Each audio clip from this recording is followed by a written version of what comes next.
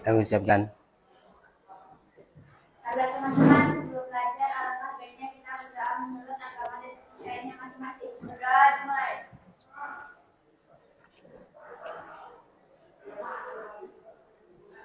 Berdoa selesai. Beri salam kepada Pak Guru. Assalamualaikum warahmatullahi wabarakatuh. Waalaikumsalam warahmatullahi wabarakatuh. Adhari Alfiansyah Pradana, Almiska Putri Angga Kurniawan, Aula Bingga Lestari, Berta Lauren Danu Wijaya, Desti Hadir Pak. Zulutfi Anom, Hadir, Pak. Erwin Chandra, Evan Pratama. Gak ada keterangannya ya? Fajri Dani Oktama, Febri Danu Prayoga, Inyoman Chandra, Jessica Trihapsari. Sakit. Sudah berapa hari? Baru sehari. Kasih M. Bagus Susanto, Muhammad Dwi Andika, Muhammad Nur Rahman, Muhammad Saifullah. Oh, keluar ini ya. Nur Lailatul Hasanah, Putra Pratama, Rahel Maulana, Raka Raditya, Rena Melina, Rizky Pratama, Shirley, Tika, Tony Anggawijaya, Wiji Sela, Yunanda, Eka Ramadhani. Baru Eka Ramadhani ya. Masalahnya namanya seharusnya di setelah D. Gimana keluarganya, sehat semua? Alhamdulillah sehat. Kalian tadi pamit nggak sama orang tua? Pamit. Bener.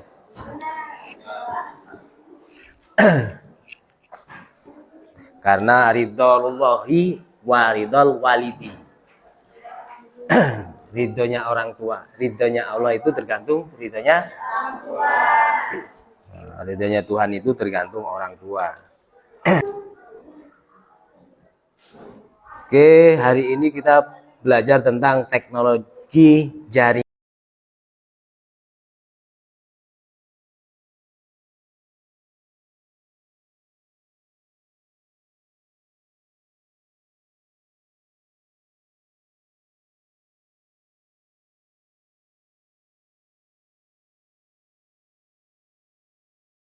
Tersebut. Yang pertama, apa itu flowchart? Flowchart adalah bagian alur atau diagram yang menampilkan langkah-langkah dan keputusan untuk melakukan sebuah proses dari suatu program. Jadi setiap langkah digambarkan dalam bentuk diagram dan dihubungkan dengan garis atau arah panah. Flowchart berperan penting dalam memutuskan sebuah langkah atau fungsionalitas dari sebuah objek. Pembuatan program yang melibatkan banyak orang sekaligus. Selain itu, dengan menggunakan bagian alur, proses dari sebuah program akan lebih jelas, ringkas, dan mengurangi kemungkinan untuk salah penafsiran. Penggunaan flowchart dalam dunia pemrograman juga merupakan cara yang bagus untuk menghubungkan antara kebutuhan teknis dan non-teknis. Jadi sebelum kita membuat aplikasi, sebaiknya kita bisa menuliskan alur perjalanan aplikasi tersebut dalam sebuah flowchart. Lalu apa sih fungsi dari flowchart itu? Jadi fungsi utama dari flowchart adalah untuk memberikan gambaran jalannya sebuah program dari suatu proses ke proses lain, sehingga alur program menjadi mudah dipahami oleh semua orang. Selain itu, fungsi dari flowchart adalah untuk menyederhanakan rangkaian prosedur agar memudahkan pemahaman terhadap informasi tersebut.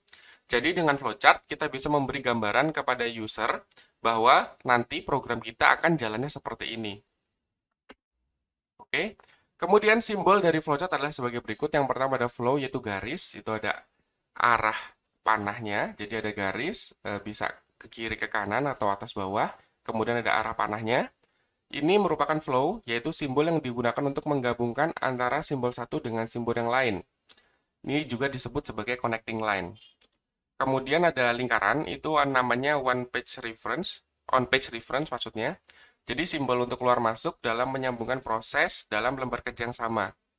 Lalu ada persegi dengan trapesium di bawah atau segitiga di bawah, itu off page reference, yaitu simbol untuk keluar masuk atau untuk menyambungkan proses dalam lembar kerja yang berbeda. Lalu ada yang berbentuk agak lonjong, itu terminator.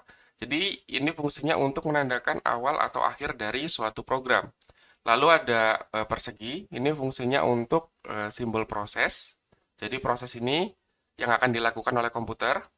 Lalu ada layang-layang, ini namanya decision. Jadi simbol yang menunjukkan kondisi tertentu yang akan menghasilkan dua kemungkinan jawaban, yaitu ya atau tidak. Jadi di sini logiknya di decision ini. Lalu ada jejar genjang, ini untuk input atau outputnya. Jadi simbol yang menyatakan proses input atau output tergantung dari peralatan. Kemudian ada trapesium dengan lebih lebar di atasnya, itu manual operation, jadi simbol yang menyatakan suatu proses yang tidak dilakukan oleh komputer. Lalu ada simbol seperti ini namanya dokumen, jadi persegi di atasnya, kemudian di bawahnya ada lengkukan. Nah, ini simbol yang menyatakan bahwa input berasal dari dokumen yang berbentuk fisik atau output yang perlu dicetak. Jadi kalau misalnya ada hasil printout, ya pakai simbol yang ini. Kemudian ada predefined process. Jadi predefined process ini simbolnya seperti ini, persegi, kemudian di pinggirnya ada persegi panjang. Ini simbol untuk melaksanakan suatu bagian atau subprogram atau prosedur. Kemudian yang simbolnya seperti ini namanya display, yaitu simbol untuk menyatakan peralatan output yang digunakan. Dan yang terakhir ada prisma, atau bentuknya seperti ini. Nah, ini preparation, itu simbol yang menyatakan persediaan tempat penyimpanan suatu pengolahan untuk memberikan nilai awal. Oke, selanjutnya langsung aja kita ke contoh dari flowchart-nya. Jadi contohnya seperti ini. Jadi ini ada mulai yang pertama. Nah, ini mulai dan selesai ini disebut dengan yang namanya terminator. Jadi dia simbol yang memberikan awal dan akhir. Jadi mulai dan selesai. Kemudian untuk yang jajar genjang ini, nah, ini adalah input dan output. Contohnya di sini adalah masukkan bilangan bulat. Dan kemudian ada persegi, yaitu ada proses yang dilaksanakan oleh komputer. Contohnya seperti bilangan dibagi dua dengan operasi sisa bagi. Lalu yang bagian layang-layang ini, nah ini adalah decision, di mana ini logiknya. Jadi apakah sisa dibagi 0? Jika ya, dia adalah bilangan genap. Jika tidak, dia adalah bilangan ganjil. Nah, ini adalah input atau outputnya nih. Kemudian setelah muncul outputnya, langsung kita selesaikan. Nah, ini ada contoh dari flowchart yang bisa kita buat. Nah, kemudian software apa yang digunakan untuk membuat flowchart? Yaitu yang pertama kita bisa menggunakan Draw.io, ini online. Kemudian ada Microsoft Visio kalau misalnya kalian mau menginstal aplikasi, dan masih banyak aplikasi lain kalian bisa gunakan. Mau pakai Word pun juga bisa, atau mau pakai Photoshop juga bisa. Jadi intinya untuk membuat menggambar ini kita bisa menggunakan banyak software yang kita kuasai. Oke, langsung saja kita buka browser untuk mencoba Draw.io. Oke, kita buka, alamatnya adalah draw.io. Kita akan coba yang online. Nah, kemudian ketika muncul Draw.io seperti ini, kalian pilih create new diagram atau exiting kalau sudah punya. Misal saya buat create new diagram. Nah, di sini ada banyak nih jenisnya. Mau gunakan apa? Di sini saya akan coba blank saja, kosong. Oke, kemudian saya create. Nah, di sini beri nama untuk file XML nanti yang akan kita simpan. Saya taruh di desktop, misalnya namanya misalnya pendaftaran. Oke, kemudian saya simpan. Nah, ini adalah tampilan kosong untuk membuat flowchart. Nah, di sebelah kiri ini ada panel untuk menampilkan apa saja yang akan kita gunakan untuk membuat flowchart. Nah, di sini di bagian bawah ini ada pilihan flowchart. Oke, pertama kali ketika kita buat flowchart, kita harus buat titik mulainya. Jadi tadi untuk mulai kita bisa menggunakan ini, simbol ini. Jadi kita tulis start. Oke. Nah, di sini contohnya saya akan membuat flowchart untuk aplikasi pendaftaran lah, misalnya aplikasi pendaftaran siswa. Jadi pertama yang harus dilakukan ketika melakukan pendaftaran adalah untuk memasukkan data diri. Jadi saya masukkan input. Oke, di sini saya masukkan input. Misalnya memasukkan, ini saya lebarkan terlebih dahulu supaya lebih bisa dilihat. Memasukkan misalnya data diri. Oke. Nah, kita letakkan di sini. Kemudian kita beri garis penghubung. Jadi arahnya ke bawah. Nah, setelah memasukkan data diri, kemudian aplikasi akan melakukan proses untuk mengecek data. Langsung kita buat fungsi untuk proses dari programnya. Oke. Nah, di sini mengecek apakah data sudah ada. Oke, aplikasi akan langsung melakukan proses mengecek apakah data sudah ada. Lalu kita ini arahkan ke bawah. Baik. Setelah selesai mengecek aplikasi apakah sudah ada, kita buat decision atau logikanya. Sudah ada. Nah, ini kemudian arahkan panah ke bawah lagi. Kita hubungkan dengan decision-nya. Apakah sudah ada? Kalau misalnya belum, ini kita kembalikan lagi untuk memasukkan data diri.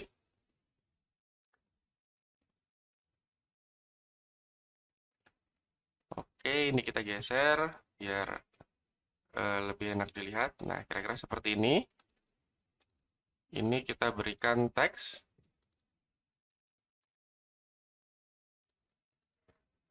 Oke. Caranya klik kanan, kemudian kita masukkan teks. Nah, di sini sudah. Atau klik 2 kali saja juga bisa sih. Klik 2 kali di bagian ininya, garisnya. Nah, ini kita isi. Apakah sudah ada? Kalau misalnya sudah, jika sudah ada, maka dia diminta untuk memasukkan lagi. Ini kan untuk pendaftaran. Kalau misalnya sudah ada, dia tidak boleh. Kemudian jika belum, maka kita akan melakukan proses lagi di komputer. Nah, kita masukkan lagi prosesnya.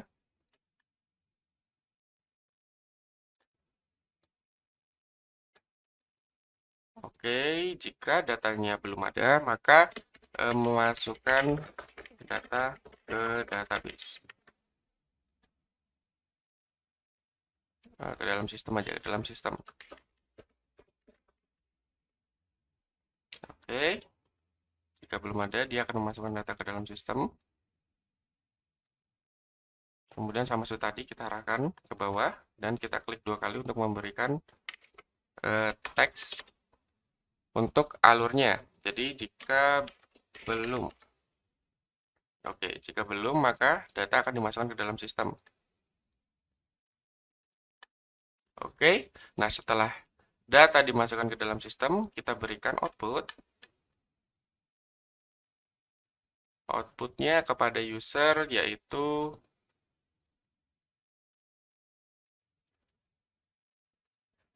pendaftaran berhasil.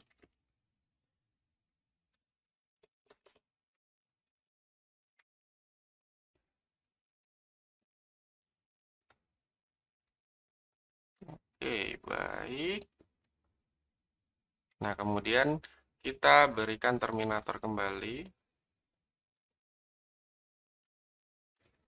untuk stopnya.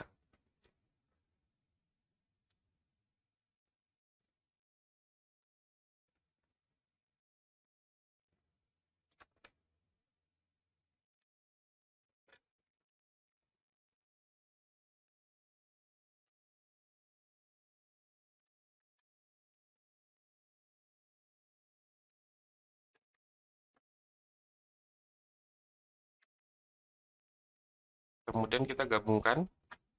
Oke. Nah, kira-kira seperti ini nih untuk flowchart sederhana untuk pendaftaran siswa. Jadi pertama masukkan data diri, kemudian kita cek apakah datanya sudah ada dari sistem. Lalu kita buat logika, apabila dia sudah ada, maka dia akan kembali lagi untuk memasukkan data. Kalau misalnya belum, dia akan memasukkan data tadi yang sudah dimasukkan ke dalam sistem dan memberikan output kepada user adalah pendaftaran berhasil. Nah, aplikasi selesai. Kira-kira seperti itu cara untuk membuat sebuah flowchart. Jadi sebelum kita membuat aplikasi, oh alurnya seperti ini. Berarti nanti kita akan bikin sesuai dengan alur yang sudah dibuat. Terus setelah selesai membuat seperti ini flowchartnya, bagaimana cara menyimpannya adalah dengan file. Di sini bisa simpan langsung atau Ctrl S, file save. Lalu kalau misalnya kita mau outputnya sebagai gambar, kita bisa ekspor. Nah, di sini ada pilihan PNG, JPG, atau SPG, PDF, HTML, dan lain-lain. Di sini saya contoh misalnya akan menggunakan JPG, kemudian ini zoom-nya sesuai ukurannya, kemudian saya ekspor. Nah, saya pilih di device, nah otomatis dia akan mendownload untuk pendaftaran ini. Jadi kalau misalnya kita buka gambarnya, maka, nah ini adalah gambar yang sudah kita buat tadi. Gambar dari flowchart yang sudah kita buat. Terus bagaimana kalau misalnya, ini kita sudah simpan ya. Terus kita mau ngubah lagi, tapi file udah ketutup. Misalnya nih, sudah kita tutup, kita buka lagi, draw.io. Daripada kita buat dari awal, kita open aja, open existing diagram. Nah, pilih yang tadi sudah kita buat. Nah, ini pendaftaran draw.io. Nah, ketika kita buka, otomatis apa yang sudah kita buat sebelumnya bisa kita edit lagi. Jadi, jangan dihapus file draw.io-nya. Jika kalian sudah membuat sebuah diagram dan kalian ingin mengubahnya kembali. Kira-kira seperti itu cara pembuatan flowchart. Mungkin cukup dari saya. Sekian, terima kasih. Assalamualaikum warahmatullahi wabarakatuh.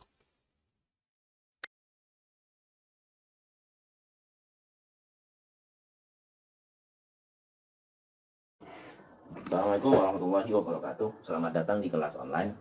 Pada video kali ini kita akan belajar tentang algoritma menggunakan flogoritm. Jadi algoritma itu adalah dasar yang harus kita pelajari sebelum kita menjadi pengembang aplikasi atau programmer. Kemudian untuk memudahkan dalam belajar algoritma itu kita bisa menggunakan aplikasi yang namanya flogoritm. Oke, tapi di sini kita tidak akan bahas tentang flogoritmnya dulu. Di sini di video ini kita akan bahas tentang dasar-dasar algoritmanya dulu. Oke. Langsung saja, pertama kita akan bahas tentang persoalan manusia. Jadi manusia itu punya banyak persoalan dalam hidup atau punya banyak masalah. Persoalan itu adalah sesuatu yang harus kita selesaikan atau kita cari solusinya atau kita cari jawabannya. Contoh persoalan yang ada di hidup manusia, seperti kita harus mencatat data transaksi penjualan, merekap data simpan pinjam, kemudian menghitung jumlah rata-rata nilai mahasiswa, dan lain-lain. Kalau persoalannya kecil, contoh kalau data yang direkap itu ya sedikit, kemudian yang harus kita hitung rata-ratanya mahasiswanya jumlahnya tidak banyak, mungkin kita bisa menyelesaikannya sendiri. Tapi bagaimana kalau persoalannya besar, datanya banyak, jumlahnya ribuan, ratusan, jutaan, ya kita butuh bantuan komputer atau mesin.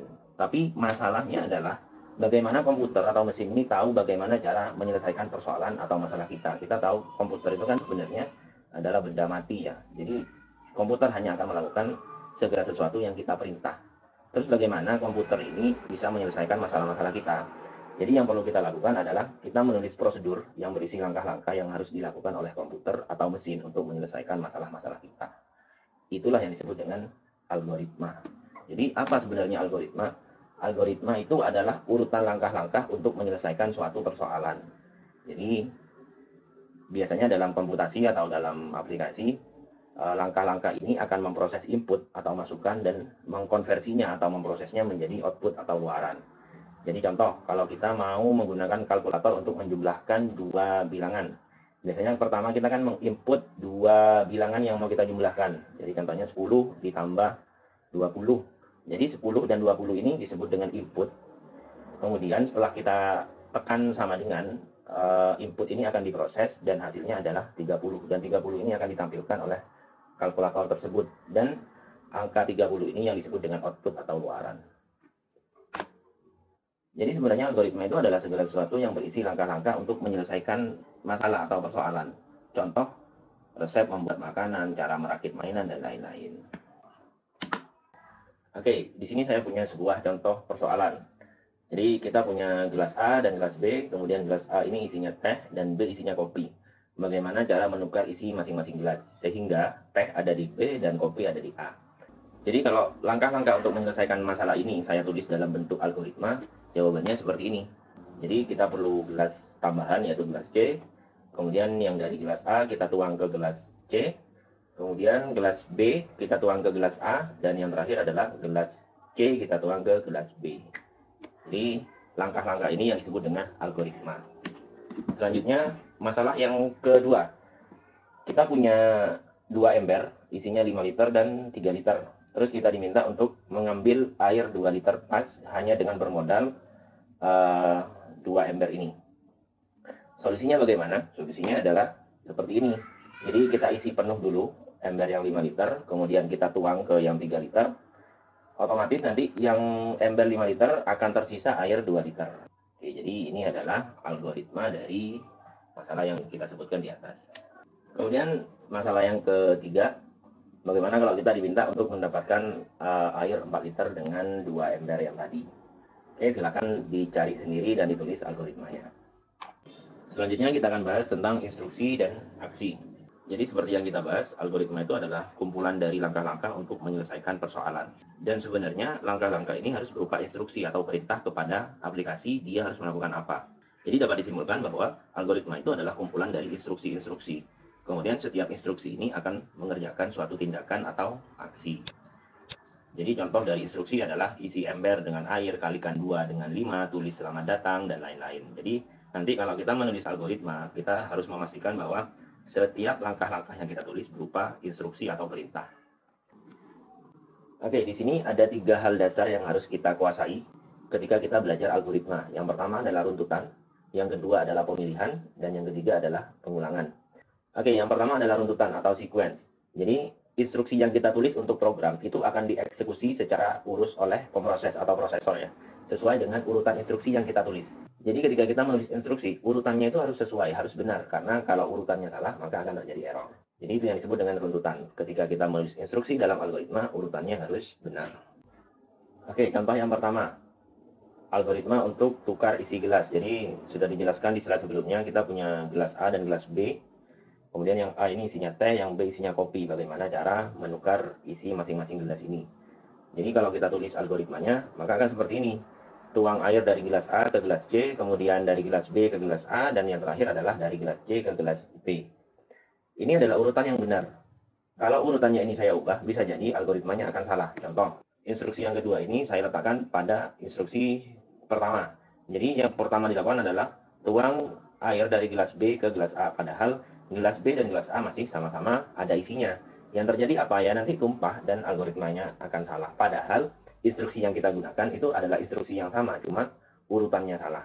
Jadi urutan yang salah bisa membuat algoritma ini menjadi salah. Kemudian contoh algoritma yang kedua untuk menghitung luas persegi panjang.